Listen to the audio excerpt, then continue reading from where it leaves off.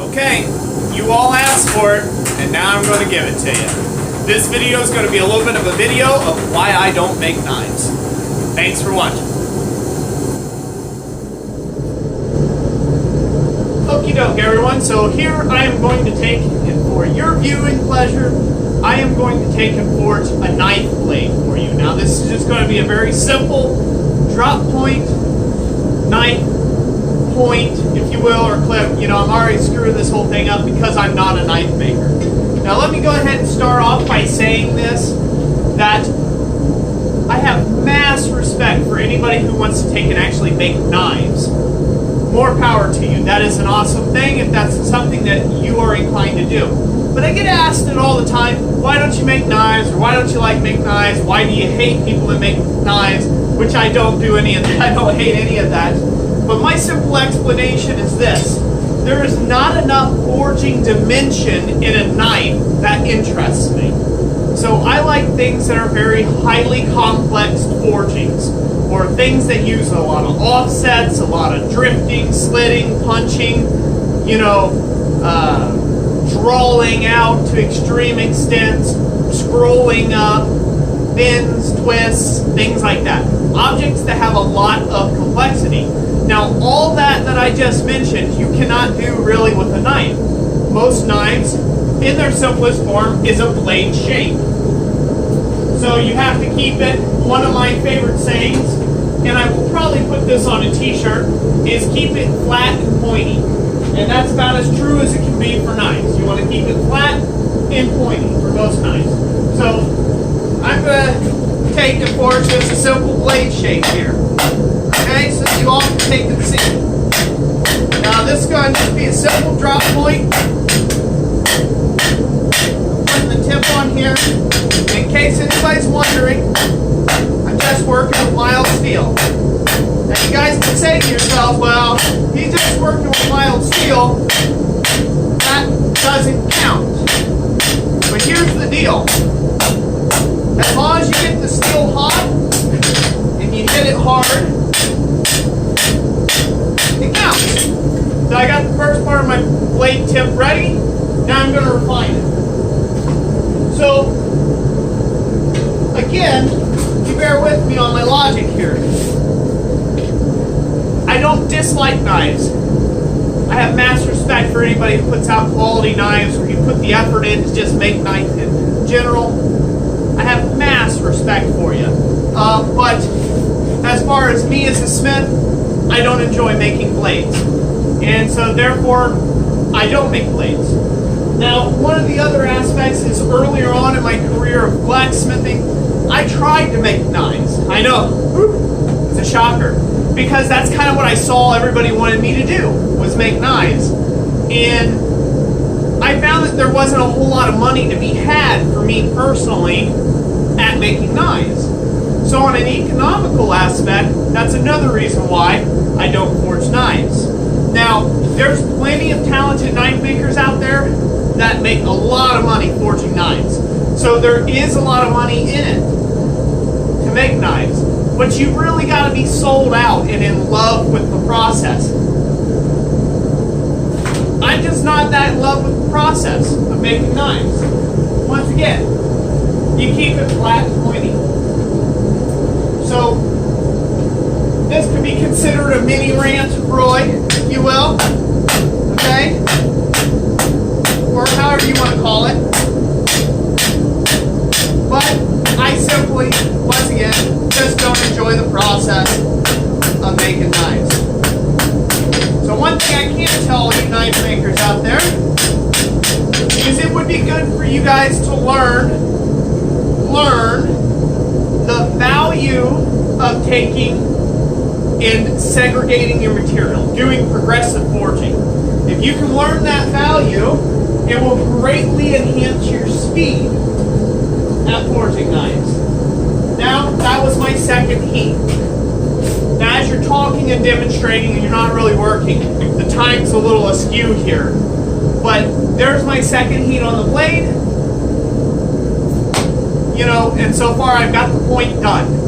The point's done. Now I'm going to segregate out where the blade's at itself, and then I'm going to draw that blade out. If you don't segregate that first before you draw the blade out, the material has a tendency to shift into the thicker portion of the material and resist you. So this is where having a good foundation in the fundamentals of forging first, learning your basics, learning how to draw out a taper, learning how to bend, cut, twist, do all the things that a normal blacksmith would have had to learn centuries ago, will greatly improve your smithing abilities whenever you do want to make something like a knife. Things like upsetting pins. That's just a rivet. Upsetting pins is nothing more than a rivet.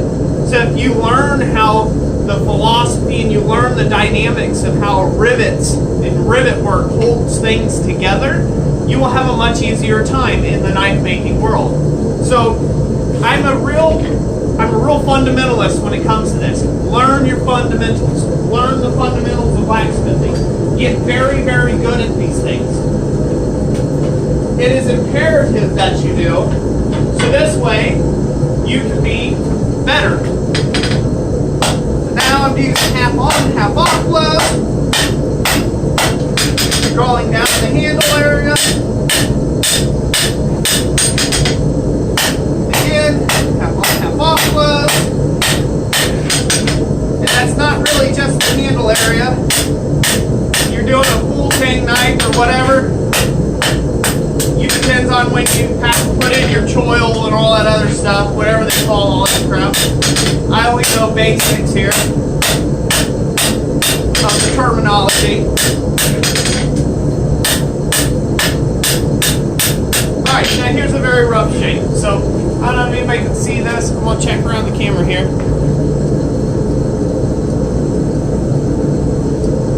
Okay, so there you go. There's the basic shape. Obviously, we're going to draw all this out. It's going to try to go crooked on us and stuff. There's things you can do to prevent that.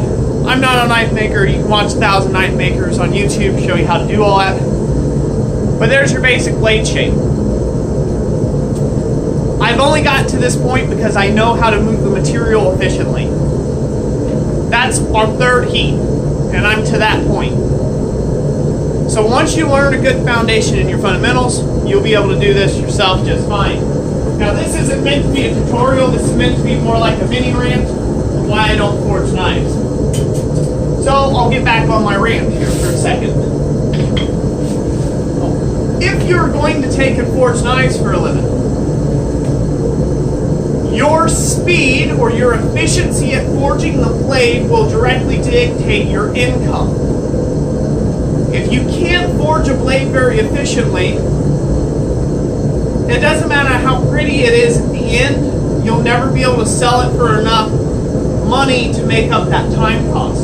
Because some people aren't going to want to pay you, $3,000 for a knife. There's some that will, there's a lot that won't. Once again, so you have to take and figure out how can I do these things quicker. So say you're doing a knife, say you're doing a simple knife like this, okay? It's just a simple thing. You need to get as close to, as quickly as possible, to your blade shape, your rough shape, that you're going to profile grind and then grind out your edge on. You want to get as close to your final shape as quickly as you can in the forging process in order to make some substantial money at doing the knife making. Because say you can kick out 10 knives a week at $100 a knife, that's $1,000 a week times 4 weeks, that's $4,000. You can make yourself what they would consider, what you would consider a middle class income. A lower middle class, but you can make a lower middle class income off of that. But that's at 10 knives a week at $100 a night. So that's kind of how that plays out. Now, a lot of the simpler knives and stuff, they sell for right around $40 to $50, okay? But anywhere from 40 to maybe 65 bucks. So then all you have to do is divide that number in half, and that tells you how many knives you have to make a week. Now, is that completed knives? No, that's not completed finished knives. That is That is a projection of knives that are all together completed. So say the knife is, you get all the forging done 1 week on 20 knives, right? And then the next week you get all the finishing and hand sanding done on 20 knives. And then the next week you get all the handle, scale work stuff done, whatever, cord wrap, whatever you're doing, on those 20 knives. And at the tail end of that week, you start your new collection of 20 knives, while the other 20 go up for sale. If you do that, then you'll get yourself on a cycle where you're always 20 knives in the rear, so to speak, or ahead. So, finding that area a little more. I like this part. I'm not going to part it off anymore. I'm just going to leave the handle shape simple. Because you guys get the point. You don't want to watch me yatter on forever. And I don't enjoy making knives. So there we go. Drawing out our blade edge. Right, wait a minute, Roy. You're drawing it off to one side. Yes, I am.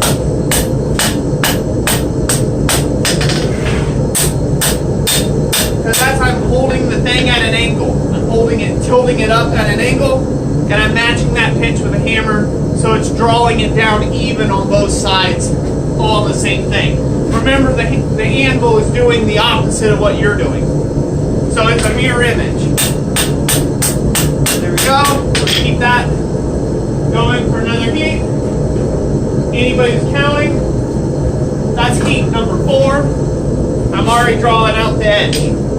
Now the ideal is, if you really wanted to go into production mode with these, you'd have a gas forge or a really good coal forge, and you would have 2 or 3 knife blanks in it at one time.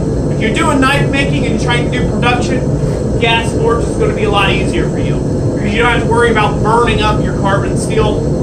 As where the simple carbon steels like the Smile Steel, I'd have 2 or 3 of them in the coal forge and not really have to watch it. I mean, I wouldn't have to watch it that bad. As long as I didn't see no sparks, I'm good. Higher carbon steels, obviously you want to watch the heat. If you got higher carbon steel, you got to watch the heat on it. You get it overheated, you can have carbon migration, you can have decarburization, you have all sorts of other things like that go on with it.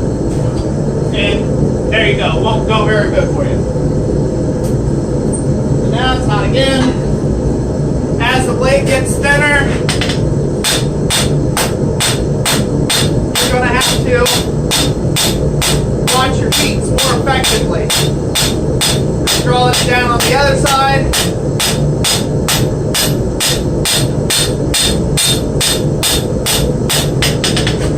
Before it gets too thin, we'll correct the spreading. The arching, if you will. But there again, I'm not caring about that too much, because I'm going to grind this later, or you would as a knife maker. And I'm just working the blade out. Now this looks really cold, and it might be for high carbon steel, a little too cold. But all I was doing there, now I've got down to about an 1/8 of an inch blade edge thickness for my return shot.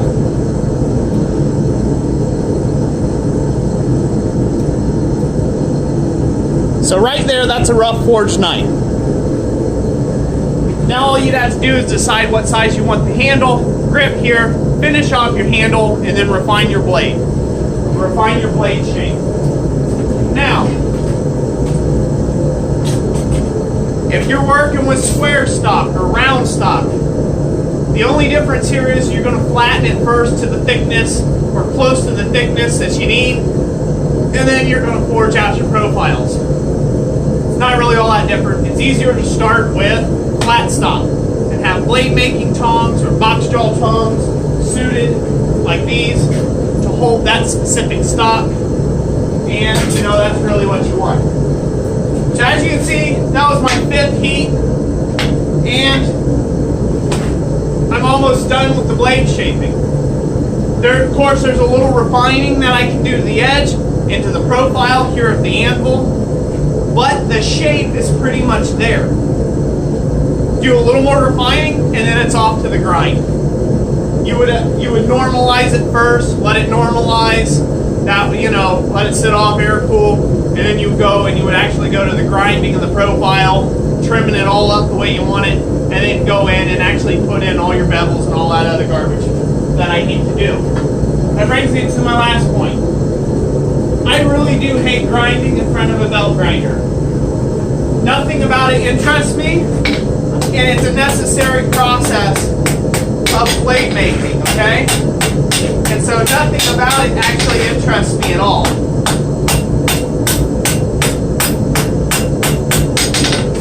And so that's one thing I don't like, I don't appreciate doing. Just cleaning up these bevels here for everybody. When you do this, you do it at a much lower heat. That cleans up all the bevels. It's got a nice low heat.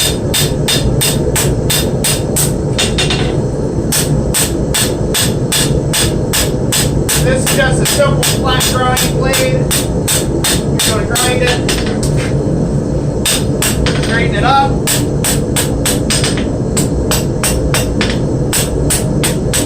Now you know how to grind it crooked. And voila, there's your knife shape. Like I said, you cut this off, make a handle, cord wrap it, do whatever you're doing there. If it was going to be a hidden tang knife, you would obviously shoulder that down and draw out a tang and thread it and the whole bit 9 yards. But there you go. So now you all see me made a blade. I can make a blade. Obviously, all the work is from now on out. The forging process is actually probably the simplest simplest process of the whole project is the forging bit of it. The hardest part is keeping all your plunge lines clean, keeping, getting it up to higher finishes, that when you quench it, making sure things don't pour, stuff like that. All the mechanics and metallurgy goes into it.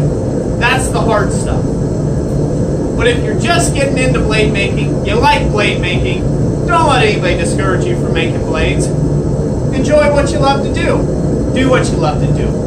Don't count the thing that you love to do any more worth or any less worth just because somebody else likes or dislikes what it is that you're doing.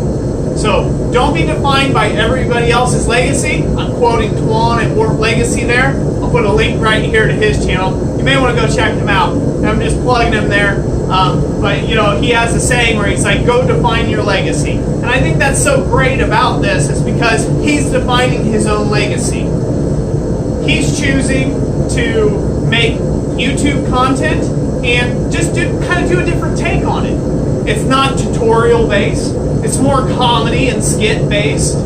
But he's also bringing you kind of like a daily vlog type deal on his channel. So it's completely different in the realm of blacksmithing. But he's not defined, his legacy, what he's leaving behind, isn't defined by what I may like or what somebody else may like. So if you like making blades, make blades. If you don't like making blades, stand strong, don't make blades. Do what interests you and what you can become passionate about. So thank you all for watching this video.